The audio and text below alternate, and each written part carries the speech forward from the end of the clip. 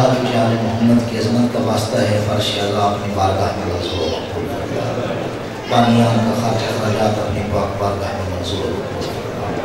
تمام حاضرین مومنین مومنات کا چل کے آیا اپنی بارگاہ میں منظور و مقبول فرما۔ الہی ان میں جو بیمار ہیں اس میں تمام کو صحت کاملہ و عاجلہ عطا فرما۔ جو روزگار ہیں روزگار عطا فرما۔ جو مقروض ہیں قرض غائب سے عطا فرما۔ جو پریشان حال ہیں ان کی پریشانیاں دور فرما۔ اللہ تو علیم بذات صدور ہے، دلوں کے راز بہتر جانتا ہے۔ تمام حاضرین کے لیے شریف مقاصد پورے فرما۔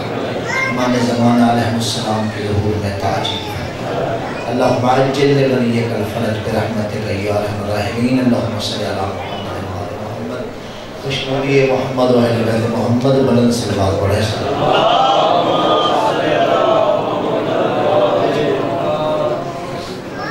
سارے احباب مل کے بلند آواز سے صلوات پڑھیں۔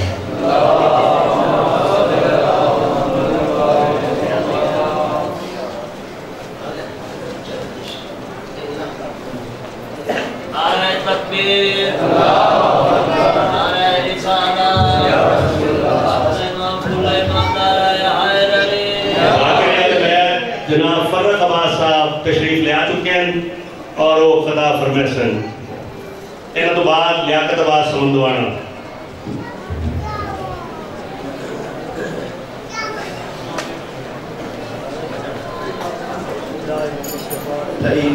بسم اللہ الرحمن الرحیم الحمد للہ والصلاة علی اہلہا اما بعد فقد قال اللہ تبارک و تعالی فی کتابہ المجید و فرقانہ الحمید وهو اصدق الصادقین وقولہ الحق۔ بسم اللہ الرحمن الرحیم لا یمسہ الا المطہرون۔ سارے احباب مل کے بلند آواز سے درود پڑھیں۔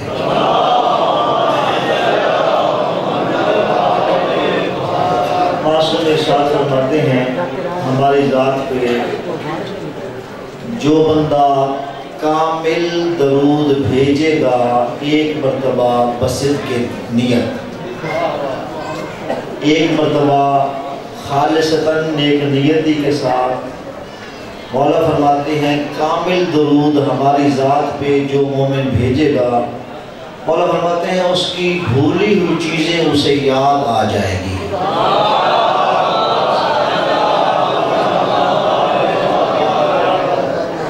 پھر بھی آواز بلند صلوات پڑھیں۔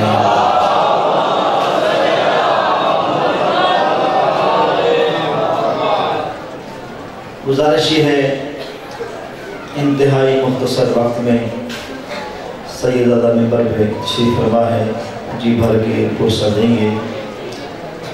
میں نے جو آیہ مجیدہ تلاوت کی ہے اس کا ترجمہ اور ایک جملہ اس کے بعد سیدزادہ کو ممبر دو۔ ارشاد ہو رہا ہے لا یمسہ الا المطہرون، سوائے مطہر لوگوں کے اس قرآن مجید کو کوئی مس نہیں کر سکتا۔ بسم اللہ سلامت رہے تمام شاہد۔ لا یمسہ الا المطہرون، سوائے مطہر، طاہر نہیں، لفظ مطہر ہے۔ طاہر قبلہ پاک کو کہا جاتا ہے، مطہر اسے کہتے ہیں جو خود بھی پاک ہو، پاک کرنے کی صلاحیت بھی رکھتا ہو۔ سلامت۔ مطہر اسے کہا جاتا ہے جو خود بھی پاک ہو اور پاک کرنے کی صلاحیت بھی رکھتا ہو۔ یہاں پہ اللہ ارشاد فرما رہا ہے لا یمسہ الا المطہرون، سوائے مطہر لوگوں کے اس قرآن کو کوئی مس نہیں کر سکتا۔ تو پتہ چل گیا صرف پاک نہ ہو، وہ ہاتھ لگائے گا اسے پاک کرنے کی صلاحیت بھی آتی ہو، صلاحیت بھی رکھتا ہو، وہ ہوگا جو اس قرآن کو ہاتھ لگائے گا۔ تو پھر میں جلدی کے ساتھ ایک سوال کرنے لگا ہوں، اگر واقعی مطہر بندوں نے قرآن کو ہاتھ لگانا ہے تو پھر یہ قرآن آج ہندو کی لائبریری میں بھی پڑا ہے، یہ قرآن عیسائیوں کے پاس بھی پڑا ہے، یہ قرآن یہودیوں کے پاس بھی پڑا ہے، اسے ہر بندہ ہاتھ لگا رہا ہے۔ پھر قرآن کی آیت ہے کہ لا یمسہ الا المطہرون، اسے پاک لوگوں کے علاوہ کوئی ہاتھ نہیں لگا سکتا، کوئی مس نہیں کر سکتا، کوئی چھو نہیں سکتا۔ تو پھر یہ قرآن آج یہودیوں کے پاس پڑا ہے، وہ بھی ہاتھ لگا رہے ہیں، تو پھر یہ ماننا پڑے گا اللہ نے اس قرآن کے لیے نہیں کہا بلکہ کس قرآن کے لیے کہا ہے؟ آوازی ناطق کے قرآن محمد مصطفیٰ کے لیے اللہ نے ارشاد فرمایا کہ نبی کے کندھوں پہ صرف علی آ سکتا ہے یا حسن آ سکتا ہے؟ توجہ جاؤں گا، حسنین آ سکتے ہیں یا علی آ سکتا ہے؟ نبی چاہے جس کے کندھوں پہ قدم رکھے، توجہ، جس کا ذہن میری جانب ہے، لیکن نبی کے کندھے پہ کوئی نہیں قدم رکھ سکتا۔ یا حسنین شریفین کو عید والے دن کندھوں پہ بٹھا کے بازار میں سیر کرواتا ہے، یا کعبہ کے اندر بتوں کو توڑنے کے لیے علی کو کندھوں پہ کھڑے ہو کے بتن توڑواتا ہے، بت اور کوئی نہیں ہو سکتا۔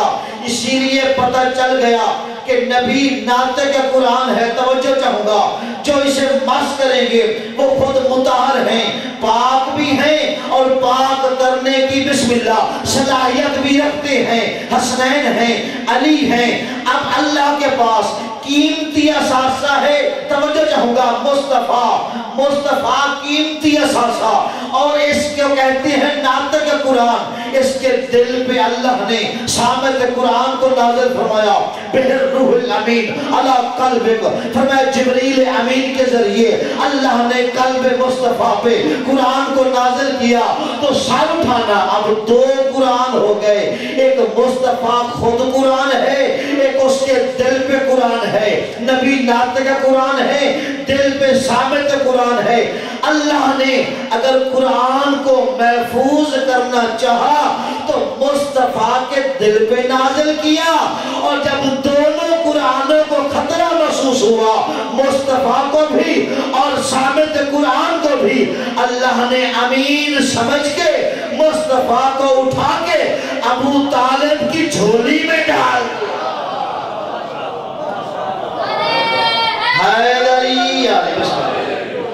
امین سمجھ کے اللہ نے ابو طالب کی جھولی میں ڈالا۔ پھر جملہ کہنے دیجئے، ابو طالب علیہ السلام کون ہیں؟ وہ ہے ابو طالب جس کی جھولی میں بیک وقت دو قرآن پلتے رہے، جس کی جھولی میں بیک وقت دو قرآن پلتے رہے ہوں، اسے کہتے ہیں ابو طالب۔ ذہن اور تھا کچھ، لیکن سید کو دیکھا، بس ایک جملہ ممبر قبلہ کے حوالے کیا فرمایا؟ لوگ کہتے ہیں کہ حضرت ابو طالب علیہ السلام نے نعوذ باللہ نقل کفر نباشد کلمہ نہیں پڑھا تھا،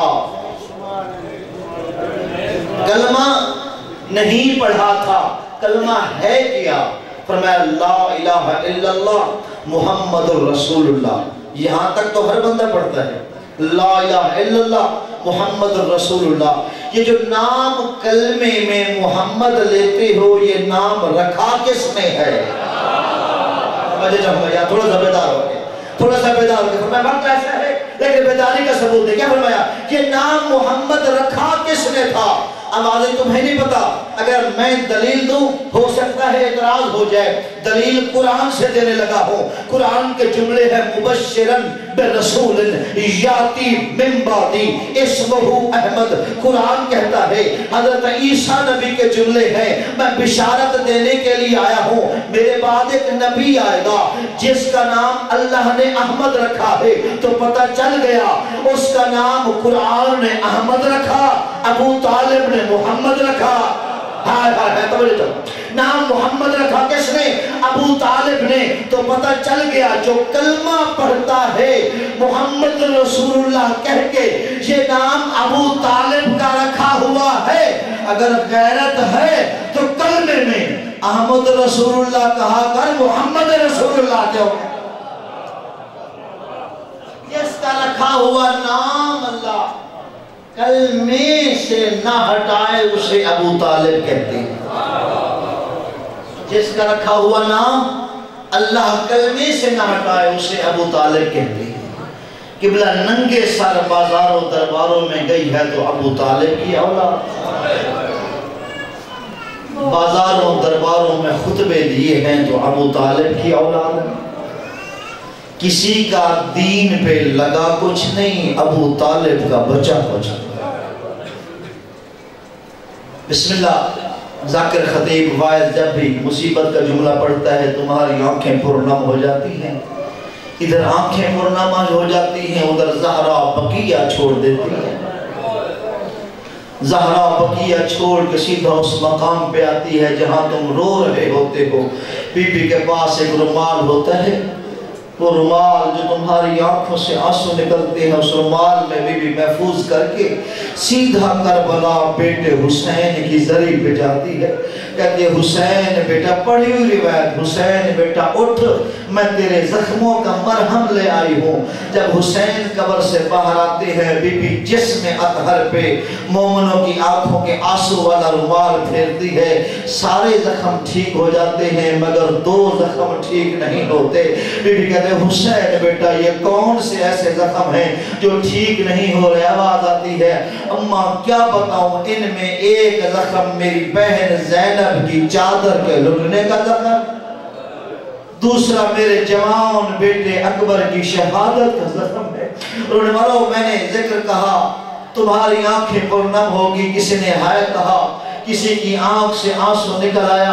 اور تمہاری آنکھوں سے آنسو نکلے کیوں نہ ہو، آج دن جو 28 رجب کا ہے، آج وہ دن ہے کہ جس دن علی کی بیٹیاں گھر سے باہر نکلیں.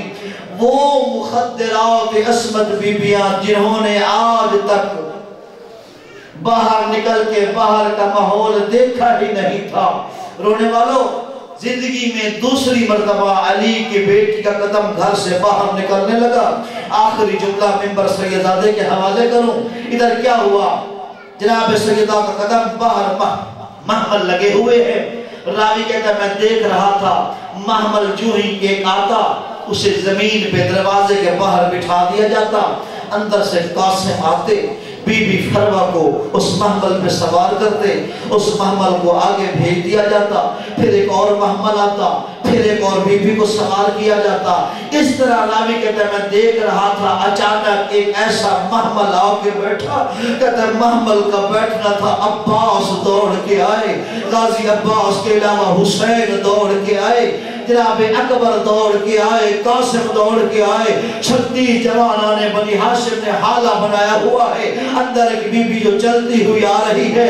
اچانک غازی عباس دوڑ کے محمل کے قریب آئے، آگے محمل پوچھا کہ غازی مولا جھکے کیوں ہو؟ فرمایا تمہیں نہیں پتا علی کی بیٹی زینب کا قدم گھر سے باہر نکل آیا ہے. میں بی بی کو یہ دعوت دے رہا ہوں میری پشت پہ قدم رکھ کے بی بی سوار ہو جا. میں کہوں مولا غازی عباس آج آپ کی شاہیاں ہیں، اپنی پشت پیش کر رہے ہو، کل کیا گزرے گی جب یہی زینب ہوگی، شرابی کا دربار ہوگا، کئی گھنٹے ہوں گے.